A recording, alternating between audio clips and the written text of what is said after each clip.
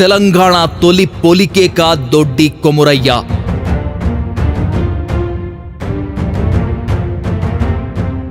తెలంగాణ సాయుధ రైతాంగ పోరాటం సామాన్యుల చరిత్రను రక్తాక్షరాలతో లిఖించిన అపూర్వ ఘట్టం. పోరాడితే పోయేదేమీ లేదన్న తెగింపుతో భూమి కోసం, పిడికెడు భుక్తి కోసం, అంతిమంగా ఆత్మగౌరవం కోసం రైతు కూలీ జనం తిరగబడిన ఒక అద్భుత సందర్భం.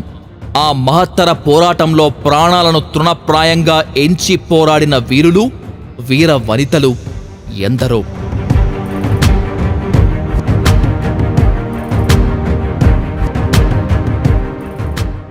ఆ ఉద్యమంలో నేలకొరిగిన తొలి యోధుడు దొడ్డి కొమురయ్య. ఆ అమరుడు వ్యవస్థలో మార్పు కోరుకునే అందరికీ ఆదర్శం. కొమురయ్య వరంగల్ జిల్లా కడివెండి గ్రామంలో గొర్రె కాపర్ల కుటుంబంలో 1927లో జన్మించారు.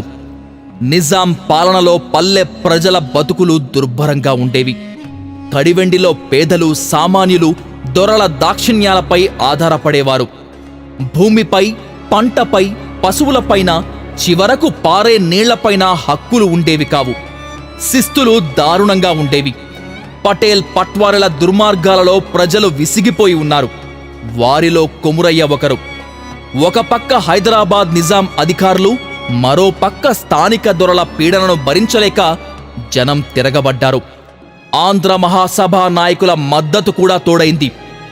దొర విష్ణూర్ దేశ్ముఖ్ రామచంద్రారెడ్డి, అతని తల్లి జానకమ్మల ఆకృత్యాలకు వ్యతిరేకంగా యువత అనేక సంఘాలను ఏర్పాటు చేసుకుంది. గుత్పల సంఘం, వడిసెల సంఘం, కారంపొడి సంఘాల కింద జనం జమయ్యారు.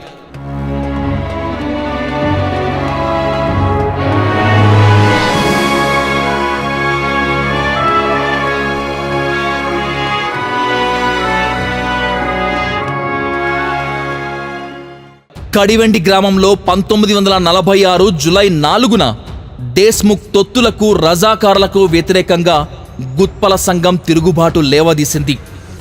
దొడ్డి కొమురయ్య నాయకత్వంలో ముందుకు ఉరికింది.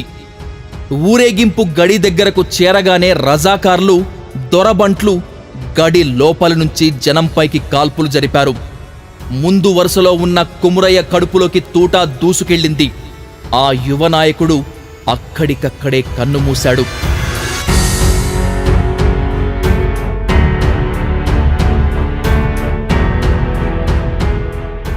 తెలంగాణ సాయుధ రైతాంగ పోరాటంలో తొలి అమరుడిగా చరిత్ర పుటల్లోకి ఎక్కాడు. అప్పటికి అతనికి నిండా 20 ఏళ్లు కూడా లేవు. అసలే ఆగ్రహంతో ఉన్న జనం నిప్పు కణికల్లా మండిపోయారు. కొమురయ్య త్యాగం వాళ్లకు స్ఫూర్తినిచ్చింది. ఆగ్రహం కట్టలు తెంచుకుంది. చుట్టుపక్కల నుంచి జనం కెరటాల్లా వెల్లువత్తారు. ఆంధ్ర మహాసభకు జై, సంఘం వర్ధిల్లాలి, కమ్యూనిస్ట్ పార్టీకి జై, దేశ్ముఖ్ దౌర్జన్యాలు నశించాలి అంటూ జనం దిక్కులు పిక్కటిల్లేలా నినదించారు. గడి నేలమట్టమైంది. వేల మంది ప్రజలు కొమురయ్యకు జోహార్లు అర్పిస్తూ అంతిమయాత్రలో పాల్గొన్నారు. కొమురయ్య త్యాగంతో మొదలైన పోరాటం హైదరాబాద్ రాష్ట్ర వ్యాప్తంగా విస్తరించింది. ఆంధ్ర మహాసభ కమ్యూనిస్టు పార్టీగా అవతరించింది.